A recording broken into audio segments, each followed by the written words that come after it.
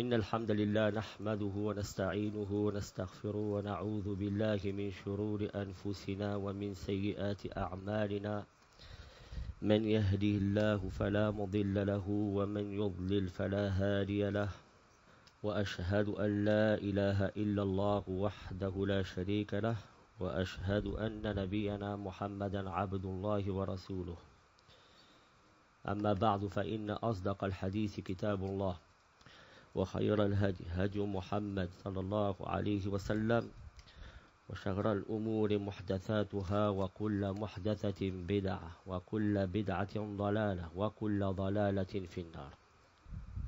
قال المؤلف رحمه الله تبارك وتعالى باب وجوب الدخول في الإسلام كله وترك ما سواه.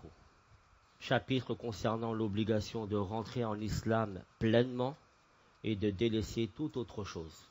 Ce chapitre met en évidence l'obligation d'entrer en islam de manière pleine, complète, et de se conformer à l'ensemble des lois de l'islam, dans leur globalité, et non pas de manière partielle, comme le font certains. D'ailleurs, ceci est appuyé par le titre par lequel le Cheikh rahimahullah tabaraka wa ta'ala a introduit ce chapitre lorsqu'il dit Babu wujub ad-dukhul fi al-islam kullihi. C'est un tawkid. Kullihi, c'est un terme qui vient appuyer le fait qu'il est obligatoire de se conformer à toutes les lois religieuses sans exception. D'ailleurs, le chapitre précédent met en évidence l'obligation d'adopter l'islam comme religion. Seulement le Cheikh rahimahullah tabaraka wa ta'ala avait évoqué cette problématique d'une manière générale. Or ici, il vient détailler et appuyer sur le fait que la personne ne pourra rentrer ou ne pourra se voir être agréé par Allah dans son islam que s'il y entre complètement, pleinement. De même, il y a un deuxième tawkid dans ce titre, lorsque le cheikh dit il doit délaisser aussi toute autre chose. Autrement dit, il y a ici l'exclusivité. La seule religion acceptée d'Allah est l'islam. N'en déplaise aux mécréants, n'en déplaise aux associateurs. Et lorsque l'on dit qu'il faut adopter l'islam, se conformer à l'islam, rentrer dans l'islam, ça implique nécessairement qu'il faut délaisser toute autre chose. Seulement ici le cheikh le rappelle pour appuyer ce fait. C'est un principe de dualité que l'on retrouve dans beaucoup de choses dans l'islam, dans beaucoup de problématiques, qui est l'affirmation et la négation. Pour prouver ce statut juridique, c'est-à-dire l'obligation de rentrer en islam, le cheikh a utilisé 8 preuves. La première d'entre elles, wa qawlullahi tabaraka wa ta'ala Ya ayyuhalladhina amanu dukhulu fis silmi kaffah. Dans le sens des versets, ô vous qui croyez, entrez pleinement dans l'islam. Entrez pleinement dans l'islam. Allah nous appelle ici à l'islam et nous ordonne d'y entrer pleinement. Ce verbe à l'impératif, udkhulu, montre l'obligation religieuse. Et Allah tabaraka wa ta'ala a appuyé ceci par le terme kaffatan, qui implique de délaisser toute autre chose, car celui qui sort d'une chose rentrera dans une autre. Autrement dit, celui qui rentre pleinement dans l'islam, par voie de conséquence, sortira de toute autre chose. Et celui qui ne rentre que partiellement dans l'islam aura encore des résidus d'autres que l'islam. La deuxième preuve qu'a cité le cheikh est la parole d'Allah tabaraka wa ta'ala. Alam tara ila alladhina yaz'umuna annahum amanu bima unzila ilayka wa ma unzila min qablika yuriduna an yatahakamu ila at-taghut wa qad umiru an yakfuru bih wa yuridu ash-shaytanu an yudillahum dalalan ba'ida. Dans le sens des versets. N'as-tu pas vu ceux qui prétendent croire à ce qu'on a fait descendre vers toi et ce qu'on a fait descendre avant toi? Ils veulent prendre pour juge le Tarout, alors que c'est en lui qu'on leur a ordonné de ne pas croire. Mais le diable veut les égarer très loin dans l'égarement. Allah tabaraka wa ta'ala réprouve les agissements ici des hypocrites, al-munafiqin, qui prétendent croire à ce qui est descendu sur Mohammed sallallahu alayhi wa sallam, ainsi que sur les prophètes qui l'ont précédé. Et Allah les blâme pour avoir pris comme juge le Tarout, alors qu'il leur avait ordonné de le renier. Car renier le Tarout ne peut se réaliser qu'en le délaissant. Dès lors qu'ils délaissent le Tarout et qu'ils croient en Allah, leur entrée en islam devient pleine et complète. Ils y entrent pleinement et délaissent ceux qui s'y opposent. Ce verset montre bien l'obligation de rentrer en islam de manière complète et parfaite. La troisième preuve qu'a cité le cheikh, rahimahullahu tabaraka wa ta'ala, wa qawlullahi jalla wa ala, innal ladhina farraqu dinahum wa kanu shi'an lasta minhum fi shay. Fi surati al-An'am.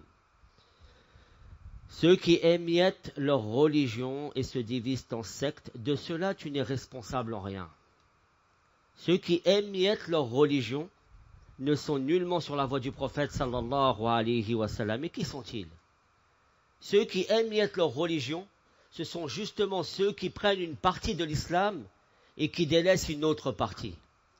Ce sont ceux qui prennent de l'islam ce qui vient conforter leur passion et délaissent ce qui n'est pas en conformité avec leurs désirs et leurs souhaits.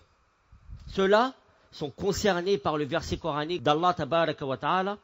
Allah dit à leur sujet, innal ladhina farraqu dinahum, ceux qui émiettent leur religion, de cela tu n'es responsable en rien, ô Mohammed. Le prophète sallallahu alayhi wa sallam, pendant 23 années de mandat prophétique, n'a pas cessé de montrer la voie claire.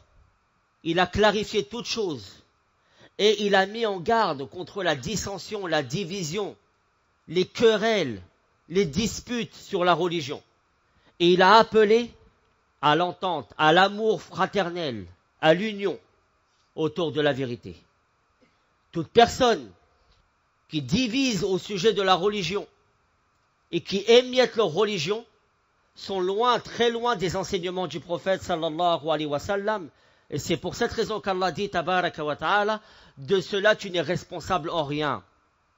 S'ils se sont égarés après toi, c'est de leur faute, c'est leurs erreurs à eux, et toi tu n'es pas responsable de leurs agissements. De ce fait, le serviteur ne pourra être préservé d'émietter la religion que si et seulement si il rentre pleinement dans l'islam et délaisse toute autre religion, toute autre idéologie, tout autre concept, toute autre manière de voir les choses. L'islam est la religion d'Allah tabaraka wa ta'ala et elle est une. La quatrième preuve qu'a cité le cheikh, rahimahullah tabaraka wa ta'ala, est le athar d'Ibn Abbas radiyallahu tabaraka wa ta'ala anhuma fi qawlillahi tabaraka wa ta'ala yawma tabyaddu wujuhun wa taswaddu wujuh. Où Allah dit tabaraka wa ta'ala, le jour où des visages s'éclairciront et d'autres s'assombriront. Ibn Abbas a dit, suivant cette narration, s'éclairciront le visage des gens de la sunna et de l'union et s'assombriront les visages des gens de l'innovation et de la dissension. Pour information, cette parole de Abdullah ibn Abbas radiyallahu tabaraka wa ta'ala n'a pas été authentifiée du point de vue de sa chaîne de narration. Cependant, le sens reste vrai. Et c'est une manière chez les mufassirin, les exégètes du Coran, lorsqu'ils rapportent des paroles des tabi'in ou des sahaba, qui sont en conformité et en corrélation avec les enseignements du Coran et de la Sunna, ils sont moins regardants sur la chaîne de transmission. Ça ne veut pas dire qu'ils la rendent authentique, mais ils rapportent quand même le athar, tout en le corrélant avec les versets et les hadiths authentiques. Pour ceci, et suivant cette méthodologie, nous avons un hadith authentique qui vient appuyer la parole de Abdullah ibn Abbas radiyallahu tabaraka wa ta'ala anhu, et qui nous prouve que ce verset coranique en réalité concerne bien les gens de l'innovation. Dans le Musnad de l'imam Ahmed, d'après une chaîne de narration authentique, le sahabi Abu Umamat al-Bahili radiyallahu tabaraka wa ta'ala anhu, après la mort du prophète sallallahu alayhi wa sallam et après les troubles qu'il y a eu entre les compagnons et entre les Khawarij, a vu des têtes de Khawarij coupés et dressés sur une échelle qui était adossée à la mosquée de Dimeshq. Alors, passant devant eux, il a dit, ce sont les chiens de l'enfer, ce sont les chiens de l'enfer. Puis, il a lu le verset coranique suivant. Le jour où des visages s'éclairciront et d'autres s'assombriront. Alors, un des tabi'i qui s'appelle Abu Ghalib, qui était présent lors de cette parole de Abi Umama, a questionné ce sahabi. Il lui a dit, as-tu entendu ceci de l'envoyé d'Allah sallallahu alayhi wa sallam, à savoir que le verset coranique est en rapport direct avec le Khawarij? Et Abu Umama de répondre, radiyallahu tabaraka wa ta'ala anhu, si je ne l'avais pas entendu plus de 7 fois du prophète sallallahu alayhi wa sallam, je ne l'aurais pas rapporté. Autrement dit, nous tirons de ceci que le prophète sallallahu alayhi wa sallam a lu ce verset par rapport à ce qu'il a cité de la description des Khawarij. Donc, s'appuyer sur ce verset pour décrire les gens de l'innovation et de l'égarement est valide et correct. Les visages qui s'assombriront le jour du jugement, ce sont les gens du shirk, de la mécréance et de l'innovation. Et les visages qui s'éclairciront le jour du jugement, ce sont les gens de l'islam et de la jama'a, de la sunna. Même si ce verset a une portée plus générale, il ne concerne pas que les innovateurs, mais il concerne aussi, et il traite aussi, comme nous venons de le dire, des gens de la guidée. En conclusion, l'éclaircissement des visages ne se réalise que par la pleine conformité à l'islam. Et l'assombrissement des visages ne se réalise que par le délaissement de l'islam. L'entrée en islam de manière pleine et complète est obligatoire, car c'est le seul moyen par lequel le serviteur sera préservé et gagnera le salut.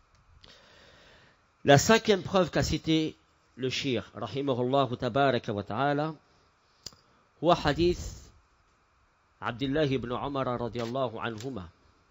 قال رسول الله صلى الله عليه وسلم لا يأتين على أمتي ما عتى على بني إسرائيل حذو النعل بالنعل حتى إن كان فيهم من أتى أمه علانية كان في أمتي من يصنع ذلك وإن بني إسرائيل تفرقت على 72 ملة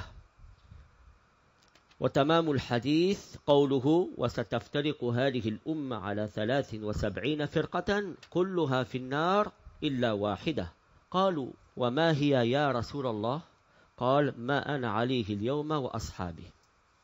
D'après Abdullah ibn Umar radiyallahu tabaraka wa ta'ala anhu, l'envoyé d'Allah sallallahu alayhi wa sallam a dit, il surviendra à ma communauté ce qui est survenu aux enfants d'Israël, jusqu'à ce que si l'un d'entre eux avait commis l'adultère avec sa mère devant tout le monde, il y aurait dans ma communauté celui qui ferait de même.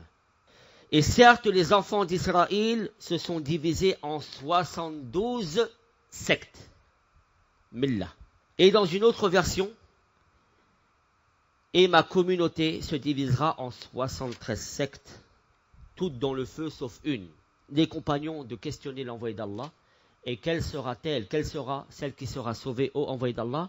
Le prophète de répondre, sallallahu alayhi wa sallam, ce sera celle sur laquelle je suis moi aujourd'hui ainsi que mes compagnons.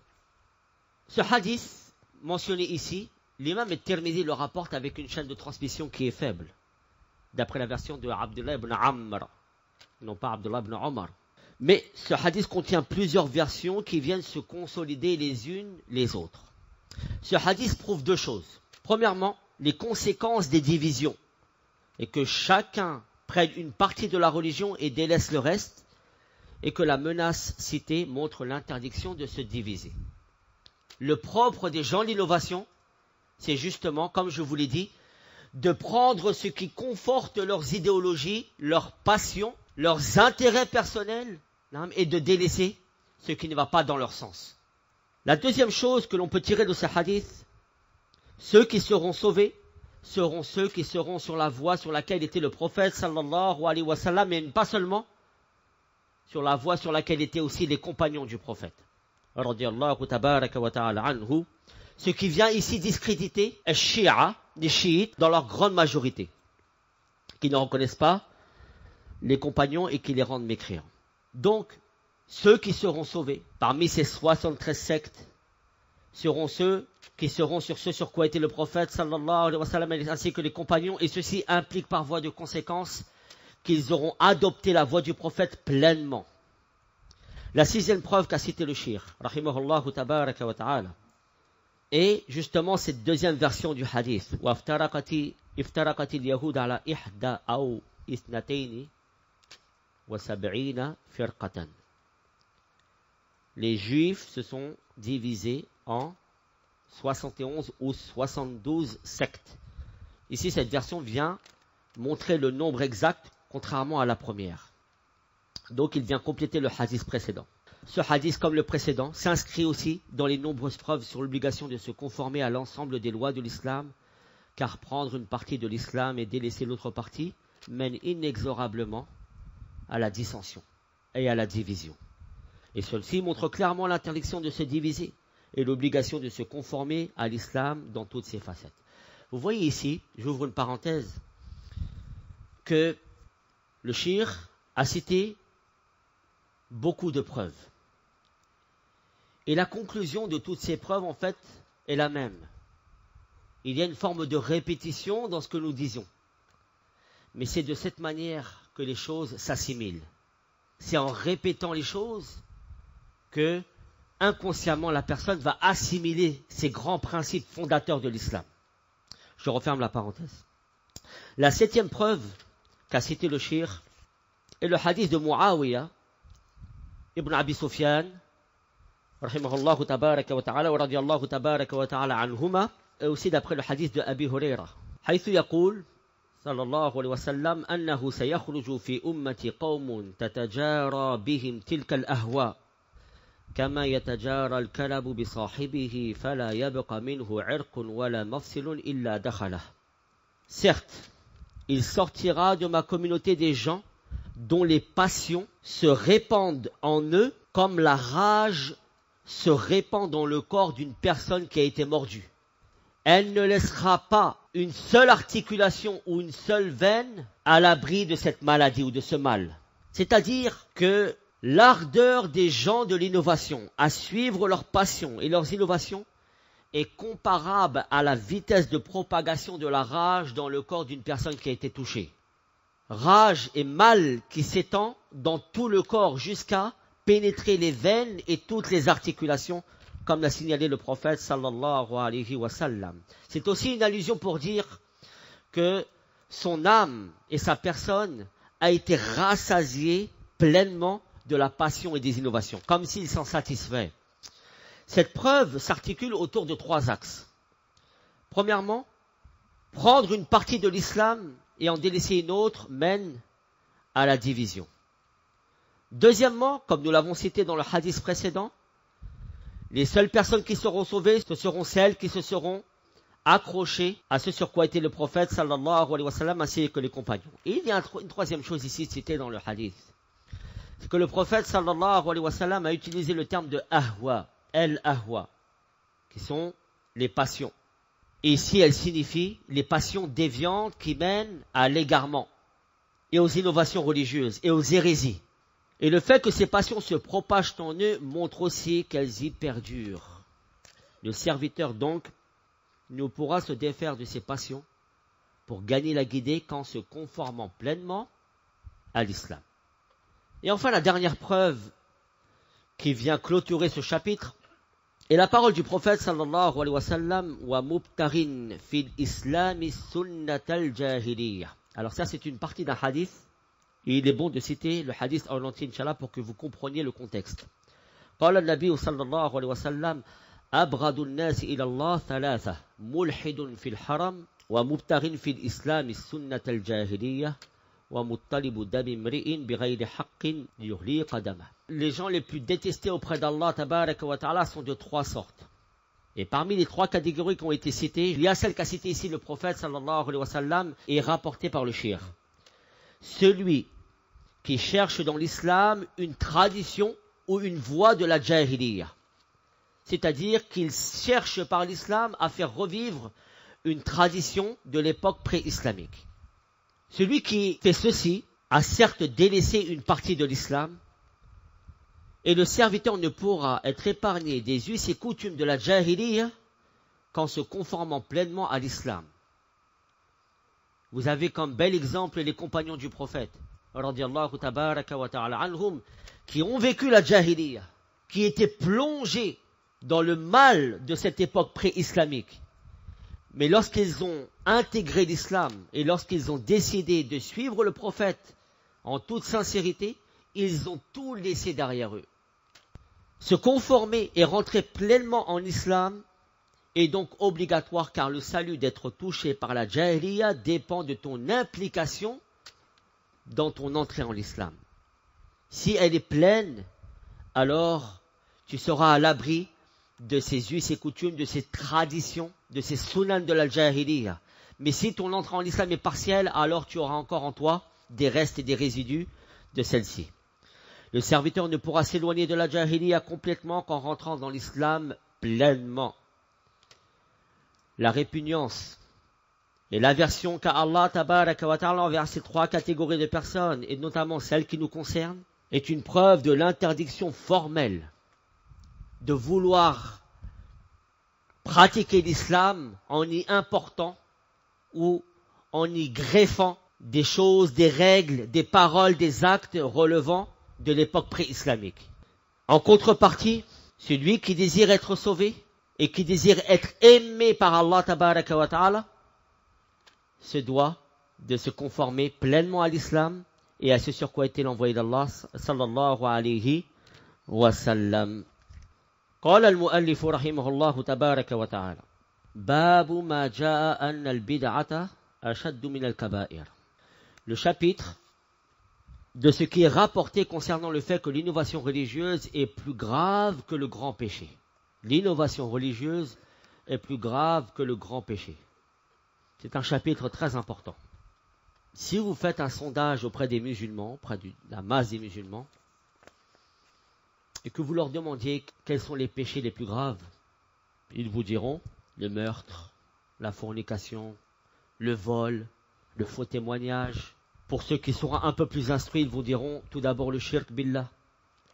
Mais peu d'entre eux nous diront que al-bid'a binafsiha ashaddu min al-kaba'ir, que la bid'a est plus grave que le kabira. Et nous allons expliquer pourquoi. Ceci est une shubha qui est présente chez beaucoup de musulmans. Et l'objet de ce chapitre est justement de mettre la lumière sur le fait que la bid'a est beaucoup plus grave et préjudiciable pour la personne qu'un simple grand péché, sans minimiser ce dernier. Donc l'auteur ici a voulu montrer que par ce chapitre, les méfaits de l'innovation religieuse et sa dangerosité qui est plus grande que les grands péchés. Al-bid'atu, c'est ce qu'on attribue à la religion par adoration et qui n'en fait pas partie. C'est lorsque j'attribue à la religion une parole ou un acte par lequel j'essaie de me rapprocher d'Allah, mais cette parole ou cet acte n'a aucun lien, n'a aucun rapport avec la religion. Le grand péché, c'est ce qui a été rendu interdit de manière notoire et claire dans les textes religieux. Et s'inscrit dans les grands péchés avant tout la mécréance, le shirk, le polythéisme, l'innovation religieuse et aussi les grands péchés que l'on connaît. Seulement les savants, dans leur terminologie, dans la terminologie scientifique sur laquelle ils se sont entendus, ils donnent un autre sens aux grands péchés. Ils disent que les grands péchés, c'est tout ce qui a été interdit de manière claire et notoire, probante dans le Coran ou dans la Sunna, en dessous du shirk, du polythéisme, de la mécréance et des innovations religieuses. On pourrait citer par exemple la fornication, le faux témoignage, le mensonge, la calomnie, la médisance, la tromperie, toutes ces choses-là. Donc ce qui est voulu ici par le kaba'ir, c'est cette terminologie religieuse sur laquelle se sont entendus les savants, c'est-à-dire tous ces grands péchés cités dans le Coran et dans la Sunna, de manière claire et notoire, en dehors du shirk, du kufr et de la bid'a. Le fait que l'innovation est plus grave que les grands péchés, en dessous du shirk et du kufr, peut s'expliquer par plusieurs aspects. Premièrement, au niveau de l'acte en lui-même, l'innovation vient chez son auteur comme pour corriger la législation. Une personne qui innove dans la religion, c'est-à-dire qu'il a ramené une chose par laquelle il se rapproche d'Allah, mais cette chose-là n'a aucune existence dans la voie sur laquelle était le prophète sallam. Le prophète n'en a jamais parlé, il n'en a même pas fait allusion, et encore moins il ne l'a pratiqué. Or, cette personne-là pratique un acte ou dit une parole par laquelle il se rapproche d'Allah, qui n'a aucune trace chez les salafs, chez le prophète et les compagnons. En réalité, c'est-à-dire par son acte, il est en train de corriger la charia. Il est venu corriger la législation d'Allah. Comme pour dire que la législation d'Allah était déficiente et qu'elle a besoin d'être complétée. Même s'il ne le dit pas avec sa bouche, ses actes parlent pour lui. L'innovateur, par son acte, vient corriger la législation d'Allah tabaraka wa ta'ala. Lorsqu'une personne tourne autour des tombes pour, soi-disant, gagner la miséricorde d'Allah par l'intermédiaire du saint ou de l'homme qui est mort dans cette tombe. Le prophète a-t-il fait ceci? Non. Bien au contraire, le prophète a mis en garde contre cela. Mais cet homme-là le fait. Et lorsqu'il fait cet acte-là, c'est comme s'il vient dire, il manque quelque chose dans la législation de Mohammed. Et cette chose-là qui manque, moi je viens la faire aujourd'hui. Ça, c'était au niveau de l'acte. Au niveau de la personne maintenant. L'innovateur fait de son innovation un acte par lequel il se rapproche d'Allah. Vous voyez que ces deux aspects, on ne les retrouve pas dans les grands péchés. Et c'est pour cette raison que l'innovation religieuse est plus grave et plus dangereuse, plus préjudiciable pour la personne que le grand péché. Ces deux aspects ne sont pas présents dans les grands péchés, car toute personne plongée dans les grands péchés ne cherche pas, par cet acte de désobéissance, à corriger la législation d'Allah. Quelqu'un qui commet la fornication ne prétend nullement venir corriger la législation d'Allah. Et prétendre qu'elle a besoin d'être complétée par son acte-là. De même, la personne qui commet un grand péché ne prétend pas se rapprocher d'Allah par ce péché. Il sait qu'il est fautif. Dès lors que l'innovation se distingue par ces deux aspects, elle est en soi plus dangereuse et plus préjudiciable que le grand péché. L'auteur, pour prouver cela, cite 7 preuves dans ce chapitre. La première, قول الله جل وعلا إن الله لا يغفر أن يشرك به ويغفر ما دون ذلك لمن يشاء. Certes, Allah ne pardonne pas qu'on lui donne quelques associés. L'innovation est très similaire au polythéisme. L'innovation religieuse est très similaire au polythéisme. Et je vous rappellerai, Inch'Allah, un peu plus tard, que l'innovation est une passerelle qui mène vers le polythéisme et la mécréance. L'innovation est très similaire au polythéisme car tous deux sont considérés comme une adoration et une religion. L'innovateur, lorsqu'il fait son acte d'innovation, en fait une religion par laquelle il se rapproche d'Allah, tout comme l'associateur. Et ils se rejoignent donc sur ce point-là. Ils se rejoignent sur le fait que tous deux cherchent à se rapprocher d'Allah par leurs actes ou leurs paroles. L'innovation est donc plus grave que le grand péché et est plus à même d'être punie car elle s'apparente au polythéisme qu'Allah ne pardonne pas. On craint pour l'innovateur qu'il ne soit pas pardonné à l'instar du shirk. Et la menace qui pèse sur lui est beaucoup plus lourde que celle qui pèse sur celui qui commet un grand péché. La deuxième preuve est la parole d'Allah tabaraka wa ta'ala فَمَنْ أَظْلَمُ مِمَّنِ افْتَرَى عَلَى اللَّهِ كَذِبًا لِيُضِلَّ النَّاسِ بِغَيْرِ عِلْمٍ. Dans le sens des versets, qui est donc plus injuste que celui qui invente un mensonge contre Allah pour égarer les gens sans aucune science? L'innovateur fait partie de ceux qui forgent des mensonges sur Allah et sur sa religion et sur le prophète sallallahu alayhi wa sallam. Et ceci afin d'égarer les gens sans aucune science. Il n'y a pas plus injuste que lui. فَمَنْ أَظْلَمُ مِمَّنِ افْتَرَى عَلَى اللَّهِ كَذِبًا. Qui est plus injuste que celui qui forge un mensonge contre Allah Tout innovateur forge un mensonge contre Allah, puisqu'il attribue à la religion d'Allah ce qui n'en fait pas partie.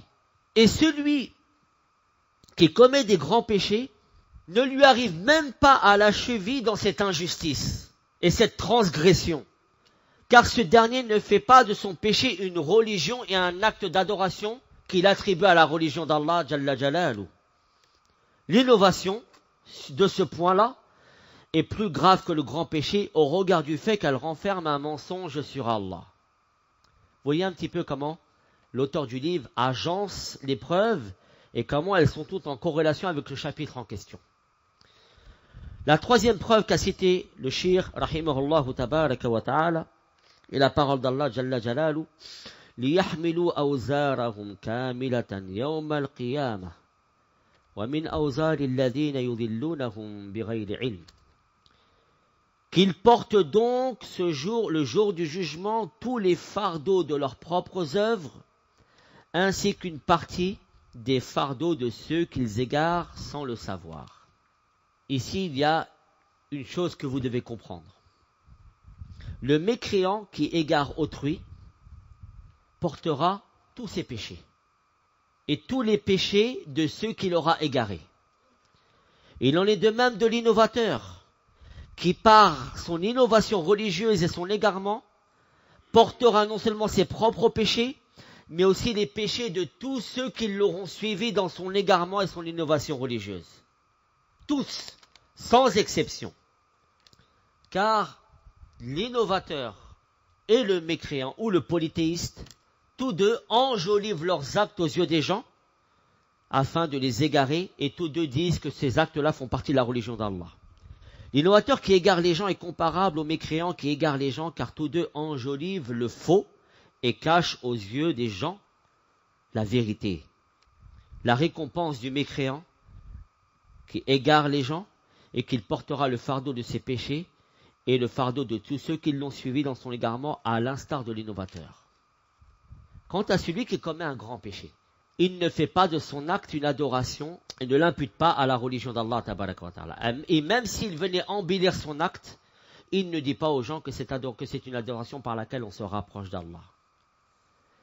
C'est pour cette raison que celui qui commet un grand péché et qui égare des gens par ce grand péché portera seulement une partie du fardeau de ceux qui l'auront suivi, contrairement à l'innovateur qui portera l'ensemble du fardeau de ceux qui l'auront suivi. La quatrième preuve. وفي الصحيح أنه صلى الله عليه وسلم قال في الخوارج أينما لقيتموهم فاقتلوهم لئن لقيتهم لأقتلنهم قتل عاد. Le prophète a dit sallallahu alayhi wa sallam concernant le khawarij, où que vous les trouviez, tuez-les ou combattez-les. Le prophète sallallahu alayhi wa sallam a ordonné à celui qui rencontre un khariji, qui sont les pires des innovateurs, de les combattre pour leurs innovations, afin de prendre en considération leur mal et leurs préjudices. On ne retrouve aucunement cet ordre sur les gens des grands péchés. Vous ne trouverez jamais dans les textes religieux que le prophète a ordonné de combattre de la sorte une personne qui serait plongée dans les grands péchés et qui appellerait aux grands péchés. De ce fait, l'innovation est plus grave que les grands péchés. La cinquième preuve. La in laqituhum la aqtulannahum qatla 'ad. Et si je les rencontre, je les combattrai comme fut combattu les 'ad. Le prophète sallallahu alayhi wa sallam nous informe ici de sa détermination à combattre les khawarij afin de mettre un terme à leurs innovations religieuses, à leurs hérésies et à notifier le caractère ignoble de leurs agissements. Cette détermination à les combattre ne se retrouve nullement concernant les gens des grands péchés. La sixième preuve. قال النبي صلى الله عليه وسلم أو قال الصحابي عن النبي عليه الصلاة والسلام أنه نهى عن قتل أمراء الجور ما صلوا. Le prophète sallallahu alayhi wa sallam a interdit de tuer les gouverneurs tyrans tant qu'ils prient.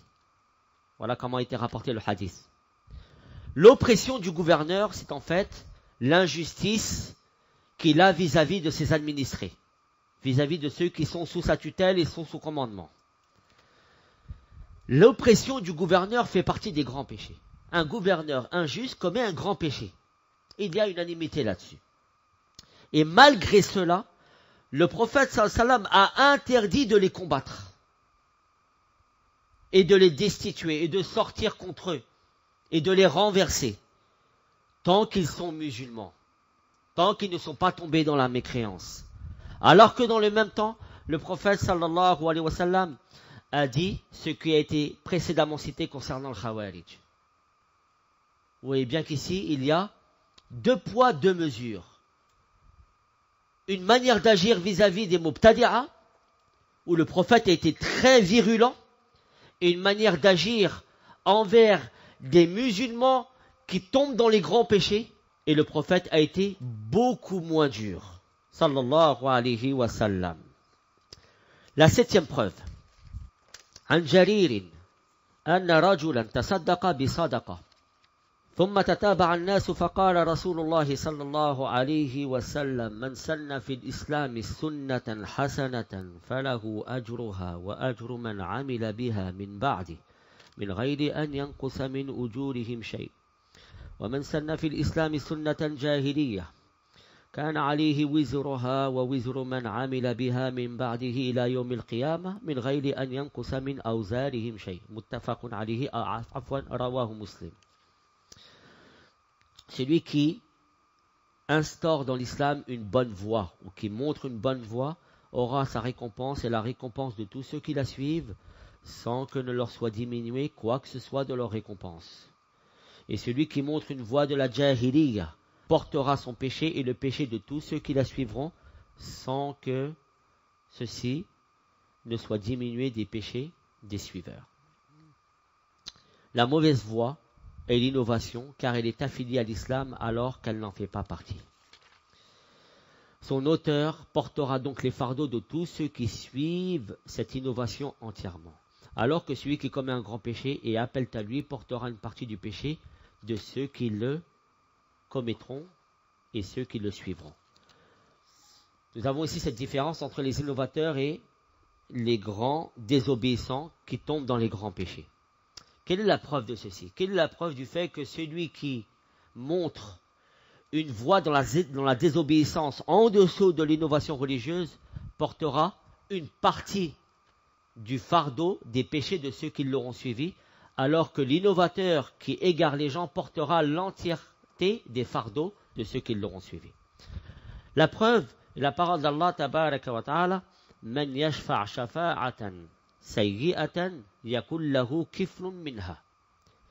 Et celui qui aide dans le mal, je le traduis comme ça car c'est l'explication du verset en réalité, celui qui aide une personne dans le mal aura une part de celui-ci. Falahu kiflun ay nasibun minha. Une part. Aussi, nous avons le hadith du prophète sallallahu alayhi wa sallam, ma min nafsin tuqtalu dhulman illa kana ala ibn Adam al-awwal kiflun minha li'annahu sanna al-qatl. Il n'y a pas une personne qui a été tuée injustement sans que le premier fils d'Adam, sans que Qabil, le premier des fils d'Adam, ne porte une partie du péché, car c'est lui qui a institué le meurtre et l'homicide. Le prophète ici a cité Kiflun. Donc les péchés cités dans ces 2 preuves font partie des grands péchés et celui qui les propage ou incite à les faire porteront une partie de leur fardeau. Je vous rappelle que dans la parole d'Allah tabaraka wa ta'ala, man yashfa' shafa'atan sayyi'atan, ici, on retrouve le terme de shafa'a qui est l'intercession. Mais lorsqu'on revient au tafsir, notamment le tafsir de Cheikh Abdurrahman ibn Sa'di rahimahullah, il explique ce terme par al-ta'awun ala al-ithmi wal-udwan. C'est le fait de s'entraider ou de montrer une voie de mal dans la désobéissance et la transgression. Et enfin, la dernière preuve est la parole du prophète sallallahu alayhi wa sallam, man da'a ila hudan ila qawlihi wa man da'a ila dalala, qui reprend en fait le même sens que le hadith précédent. Man sanna fil islam sunnatan hasanatan falahu ajruha wa ajru man amila biha ila akhir al hadith. Et cette 8e preuve peut être expliquée de la même façon que la précédente.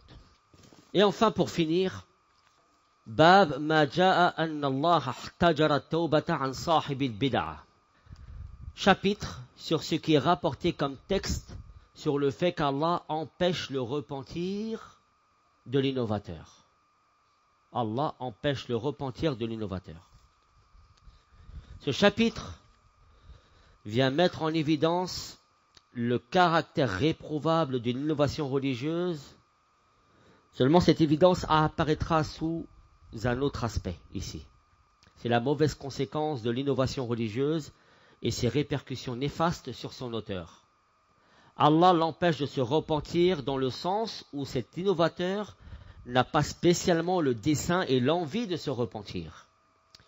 Ce titre ne signifie pas qu'Allah n'accepte pas son repentir, mais le sens voulu est qu'Allah l'éloigne de se repentir. Parmi les effets néfastes de l'innovation et des passions est que ces derniers s'accrochent au cœur de leurs auteurs, et peu ne s'en faut qu'elles ne se détachent jusqu'à ce qu'ils goûtent la mort. L'auteur ici a cité 3 preuves. La première est le hadith d'Anas ibn Malik, Inna Allah hajaba tawbata an sahibi kulli bid'ah. Ici le sens est Allah a voilé le repentir sur tout innovateur.